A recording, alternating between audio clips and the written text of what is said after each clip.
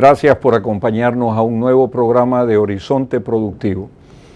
Hoy con un nuevo especial en compañía de Pablo Guevara, socio de la firma consultora Andersen. Hoy vamos a abordar con Pablo un tema muy importante que posiblemente ha pasado algo intrascendente. La Corte Constitucional el 12 de enero del 2022, luego de 10 años, declaró inconstitucional la ley denominada de fomento ambiental, que en su principio se llamó también de optimización de los ingresos del Estado. Eso trae repercusiones y para hablar de eso, qué mejor que contar con tu presencia. Bienvenido, Pablo, al programa Horizonte Productivo. Coméntanos un poco cuál es el alcance de esta ley que se promulgó en el 2011 y cuáles son los efectos 10 años después cuando se declara inconstitucional. Muchas gracias por la invitación, Juan Carlos, y un gusto, saludo a tus televidentes. Recordemos que la ley de fomento ambiental crea varios impuestos y modifica otros impuestos. Esto sucedió en el año 2011. Se presenta una demanda de inconstitucionalidad por la forma, no por el contenido de la ley.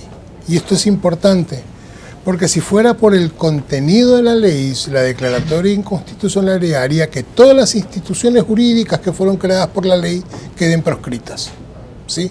Pero acá no, ese no es el efecto. Acá la declaratoria es porque el mecanismo de creación de la ley tuvo una falla, y que era una falla suficientemente grave como para que la Corte considere que no se respetó la normativa de creación de esa ley y debía ser sancionada con la eliminación por el contenido, la forma y no por el contenido, por su forma. Esto es importante. Lo segundo importante es que la propia Corte dice que hay un efecto retardado en la aplicación de esta sentencia, ¿sí? Que quedaba en suspenso esa declaratoria, quedaba en suspenso en su aplicación hasta el 1 de enero del 2024. Bueno, en realidad hasta el 31 de diciembre del 2023. Fecha hasta la cual el presidente de la República podía proponer iniciativas de reformas legales para cubrir los vacíos normativos que dejaba esta declaratoria de inconstitucionalidad. Entonces, dicho esto, 11 años después de haberse dictado la ley, la Corte Constitucional dice se la declara inconstitucional por la forma. Sin embargo, esto fue en el 2022, sin embargo el presidente de la República tiene hasta el 31 de diciembre de 2023 para dictar las leyes, con la ayuda de la Asamblea, que ya no la tenemos, dictar las leyes que sean necesarias para que estos cambios normativos no afecten el erario, porque tienen un fin recaudatorio también. Pablo, en esa parte, cuando se presenta la demanda de inconstitucionalidad, luego de su promulgación en el 2011, ¿se suspendieron los efectos de la ley o continúa en plena vigencia? No, están en plena vigencia, estuvieron en plena vigencia porque la demanda de inconstitucionalidad no suspende los efectos de la ley reprochada. Lo que va a suspender es la sentencia. Y sin embargo, la sentencia dice, se declara inconstitucional, pero sin embargo, sígasela aplicando. Esto lo dice en el 2022. Sígasela aplicando hasta diciembre del 2023, para darle oportunidad para que el presidente de la República pueda realizar los cambios que correspondían para cubrir la falta de recaudación que podría significar la eliminación de las disposiciones de la ley de fomento ambiental. Te hacía esta pregunta porque lo que se resolvió allá en el 2011 tuvo muchos impactos tributarios, que claro, efectivamente es tu especialidad. Yo leí aquí, se incrementó la tarifa del impuesto a la salida de divisas del 2 al 5. Claro. Se creó el impuesto presuntivo para casos de pagos efectuados en el exterior. Así es. Se definió que el ISD pagado en la importación de materias primas, insumos, etc. Es decir, hubieron una serie de efectos que crea el impuesto único a la actividad bananera. Eso es interesantísimo porque es una ley que crea un impuesto, crea el impuesto a las botellas plásticas. Todo eso entran en plena vigencia.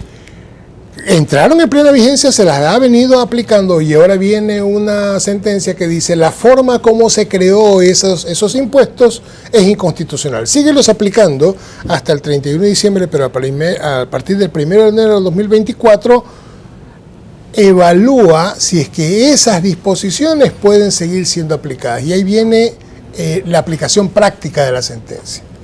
¿Qué ocurre? Por ejemplo, en el caso de la tarifa del impuesto a la renta. Se crea el 29 de diciembre del 2007. ¿Sí? En el gobierno de Rafael Correa se crea ese impuesto. Inicialmente tuvo una tarifa del 0.5 y fue evolucionando. En el 2009 se establece la tarifa del 2% del ISD. Luego en el 2011 se establece la tarifa del 5% del ISD. Eso es lo que está declarando inconstitucionalidad. No el impuesto a la salida de divisas, sino la aplicación de la tarifa del 5%. Pero posteriormente, en el 2018, se establece una disposición por la cual el presidente de la República podrá ir disminuyendo progresivamente la tarifa del impuesto a la renta, que lo ha venido haciendo el presidente de la República. Sí. Y mira, que coincide, porque con la declaratoria de la sentencia, esa tarifa del 5% debería eliminarse y volver a la del 2%, que era la ley anterior, que es la que casi la que estamos, y de acuerdo con el decreto del presidente de la República, justo va a coincidir el 31 de diciembre del 2023 con que la tarifa va a bajar del 3.5 al 3.50 al 2% a partir de enero del 2024. Entonces, este tema, para el tema de la tarifa del ISD no va a haber ninguna complicación. Yo digo más bien la complicación se van a dar en otros rubros. Por ejemplo, en el crédito tributario. El crédito tributario del ISD nace, el ISD nace, como decíamos, en el 2007, pero una ley del 2009 establece el derecho al crédito tributario por el ISD pagado por las importaciones en materias primas, por importaciones con 0% de valores de materias primas, insumos y bienes de capital incorporados a procesos productivos. Y te decía, es crédito tributario para el ejercicio corriente. ¿Qué significaba esto? Significaba que un impuesto ISD que se pagaba en ese momento al Estado por la importación, por la desaduanización de una mercadería, ese ISD que era gasto en origen, dice la ley, no, utilízalo como crédito tributario del impuesto a la renta. Mira que hace que un impuesto ISD sea crédito tributario de otro impuesto a la renta, te lo permite la ley. Y dice, utilízalo siempre y cuando lo que estés importando esté dentro de la lista del Comité de Política Tributaria con 0% ad valorem. Eso dice la ley del 2009. ¿Qué dice la ley del 2011? Dice, no, es de acuerdo con la lista que emite el Comité de Política Tributaria, el crédito tributario. Y ya no vas a tener derecho solamente al crédito tributario para el año corriente, sino para 5 años más. Y después viene una ley del 2012 y dice, oye, pero adicionalmente te vamos a devolver el ISD que no puedas aprovechar como crédito tributario del impuesto a la renta. En el 2012. Viene una ley en la actualidad y te dice, oye, la del 2011, la de la mitad. Porque la anterior, la del 2009, ya te dio derecho al crédito tributario. La del 2012 lo que hace es ampliarlo de 1 a 4 años y cambia la forma de determinar. En el 2009, con 0% ad valorem, importación, y en el 2011, con un listado que emite el Comité de Política Tributaria. Esa ley que habla del Comité de Política Tributaria es el que se elimina. El presidente de la República tuvo la oportunidad hasta el 31 de diciembre de 2023 para dictar una norma que trate este tema, porque si no dicta una norma que trate este tema, lo que va a suceder es que esa disposición que está en la mitad desaparece. Y si desaparece la disposición que está en la mitad, ¿cuál es la consecuencia? La consecuencia es que sigue viva la ley anterior, la que fue modificada por ella, pues, la que fue derogada por ella, y que decía la del 2009, sigue habiendo crédito tributario. Es decir, no se pierde el derecho al crédito tributario, pero en el año corriente, ya no 4 años más. Y se sigue manteniendo la devolución, a mi criterio, se sigue manteniendo la devolución del crédito tributario no aprovechado, porque eso fue establecido en una ley posterior del 2012. Miren lo interesante cómo esta sentencia, en el momento de aplicarse, su efecto va a ser variable dependiendo si es que esa disposición que fue atacada con la demanda de inconstitucionalidad, que fue eliminada por su forma, por la sentencia, si esa ley, en todo su contenido, creada 11 años atrás, tiene algún efecto a futuro, ¿sí? ¿Qué va a suceder a futuro? Entonces la regla es, si es que estoy eliminando una ley del 2011, que ya fue modificada a partir de ese año 2011, bueno, la sentencia es un canto a la bandera, porque estaría eliminando una disposición que ya fue sustituida. Que ha sido sustituida en distintos aspectos. Veíamos, por ejemplo, en el aspecto laboral, se estableció en ese momento la limitación del 3% del porcentaje de utilidades para los trabajadores del sector minero y hidrocarburos. Es un tema sensible. No, es un tema sensible.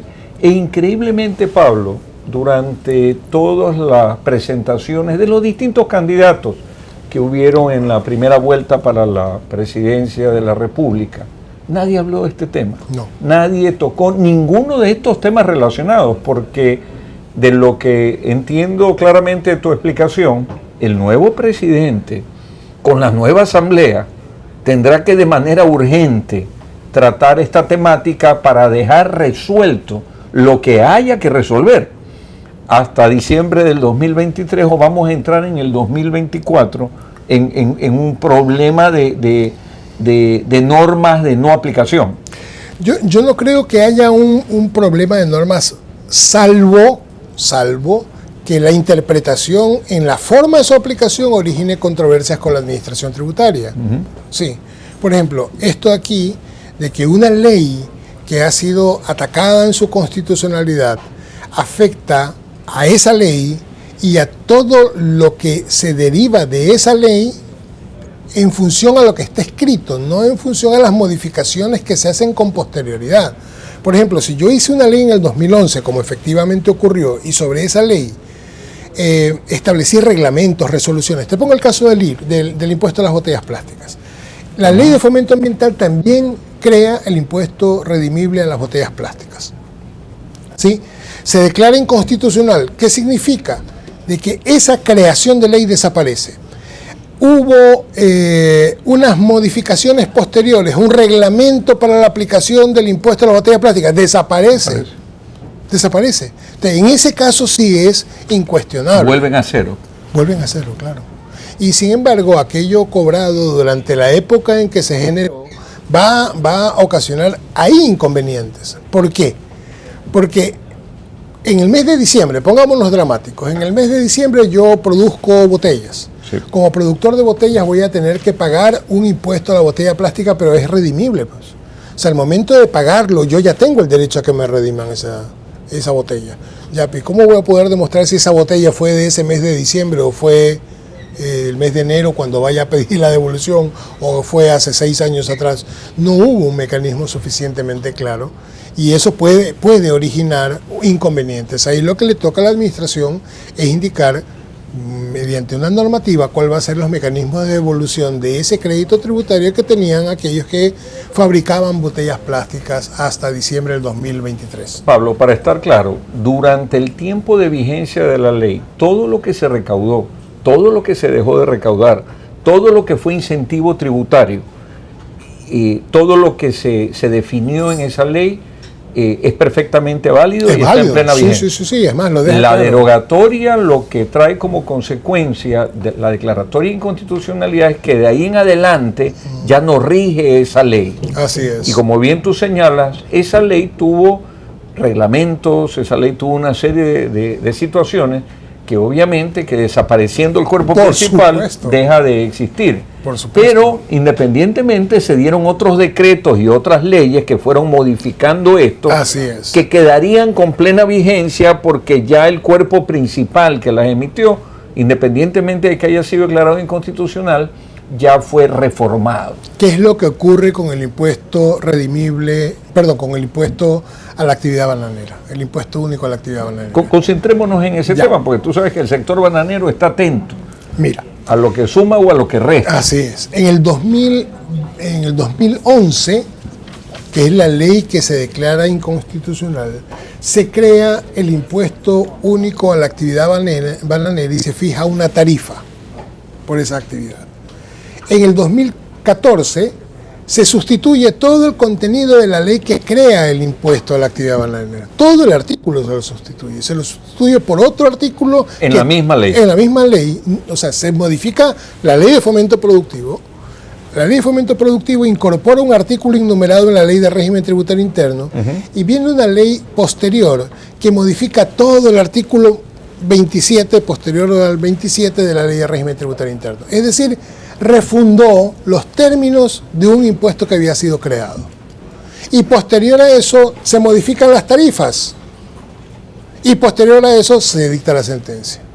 Entonces aquí la pregunta es, sí, se declara la inconstitucionalidad de la ley fuente, la ley que crea el impuesto a la actividad bananera, pero esa ley que crea el impuesto a la actividad bananera ya fue modificada por una ley posterior. ¿Cuál era el sentido? ¿Cuál es el sentido de la ley, de la sentencia que declara inconstitucional por la forma?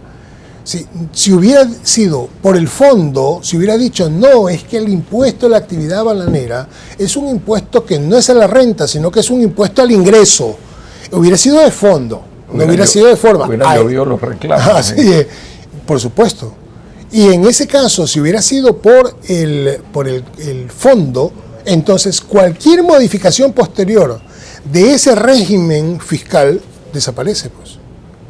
Como no fue por fondo, sino fue por forma, esa disposición que desaparece no afecta a aquellas otras disposiciones que la modificaron a ella, que es el caso justamente del impuesto a la actividad bananera. Entonces, el impuesto a la actividad bananera se mantiene a pesar de que la ley fuente que crea ese impuesto la declara inconstitucional por la forma. Pablo, para efectos ya del tiempo y para el cierre del programa, ¿qué otros temas piensas que van a tener una gravitación importante si es que no hay definiciones hasta el 2023, hasta diciembre, como en efecto lo establece la sentencia, en relación con esta declaratoria de inconstitucionalidad? Bueno, yo digo que hay otros aspectos de la ley de fomento ambiental que bien merecieron haber sido definidos con una ley que atienda a esos vacíos normativos, sobre todo presupuestarios. Te pongo un ejemplo. En la ley del 2000, antes de la ley, desde el inicio de la ley de régimen tributario interno, se establece la deducibilidad del gasto por los activos adquiridos, por la vía de la depreciación. Y te dice, mira, para que sea deducible, primero tiene que ser necesario, tiene que estar respaldado en una factura, pero si se trata de bienes de capital, tú tienes derecho a la deducibilidad, es por la depreciación o amortización. Esa disposición ya estaba. Viene una ley del 2011 y dice, sí, pero espérate, si se trata de vehículos, hasta un monto, hasta $35.000. Si es más de $35.000, no es deducible. Y eso es declarado inconstitucional. ¿Qué es lo que va a ocurrir? Que los vehículos siguen siendo deducibles, pero ya sin monto. Eso es algo que ya el Estado ya lo tenía presupuestado, ya sabía de que ese beneficio fiscal que le estaba dando a los contribuyentes a que deduzcan los vehículos hasta 37.000 nada más, ya lo tenía presupuestado. Ahora lo va a perder a partir de 2024. La pregunta es, ¿el Estado está dispuesto a eso? Porque si no estaría dispuesto a eso, tiene que hacer una reforma legal para que se modifique esa realidad. Te estoy poniendo un ejemplo para entender qué tan necesario fue o es el haber tomado en atención el pedido que hace la Corte Constitucional cuando le pone el plazo al Gobierno Nacional para que tome las medidas para que no se vea afectado el erario nacional por la falta de recaudación que podría originar la aplicación de esta sentencia. Y lastimosamente pues evidencia cómo el retraso en la administración de justicia crea pues unos efectos realmente contraproducentes. Por supuesto. 10, 11 años para tener una sentencia histórico. Obviamente crea problemas y en temas tan sensibles como el que acabamos de hablar. Este es un tema que da para otros programas más. Así seguro vamos a contar contigo, Pablo. Quiero agradecerle a Pablo Guevara, socio de la firma de consultores Andersen, por este importante comentario en torno a esta declaratoria de inconstitucionalidad de la llamada Ley de Fomento Ambiental. Y a ustedes, muchas gracias por acompañarnos aquí en Horizonte Productivo.